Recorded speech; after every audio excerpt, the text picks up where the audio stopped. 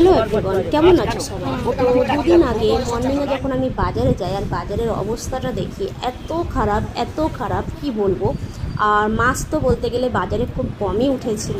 তো কী করবো, মাছ তো কিনতেই হবে বাজারে যখন এসেছি। আর আমরা বাঙালি মানেই মাছে ভাতে। তো এখানে দেখতেই পাচ্ছ একটা বড় সাইজের রুই নিয়ে নিয়েছি। এটার ওজন কিন্তু 1.5 কিলোর মতন হবে। আর মাছের এত হাই ডিমান্ড, মানে কি বলবো। আজকে আমার মেয়ে বলেছিল, মা একটু মাছের ডিম নেবো। তো কী করবো, আমি বেছে বেছে যেই মাছটাতে ডিম ছিল সেই মাছটাতেই ওজন করে নিয়েছি। আর আমাদের এখানে রুই মাছ 250 টাকার নিচে কোনো রুই নেই, তাও গোটা নিতে হবে, কাটা নিলে আরও দাম। তো এখানে আমি 1.5 কেজি সাইজের একটা রুই মাছ নিয়ে নিয়েছি, সাথে অনেকটা ডিম ছিল। আর ডিমটা আমরা ভাজা করেও খেয়েছি, ভয়েসটা পরে দিচ্ছি তাই বলতে পারছি। আর এখানে আমি নিয়ে নিয়েছিলাম কিছু পুয়া ভোলা। খুবই টেস্টি ছিল মাছগুলো। আর একটা ইলিশ নিয়ে নিয়েছি, কেন আমার ঘরে তো কেউ তো ইলিশ খাওয়া নেই, তো আমি একাই খাই।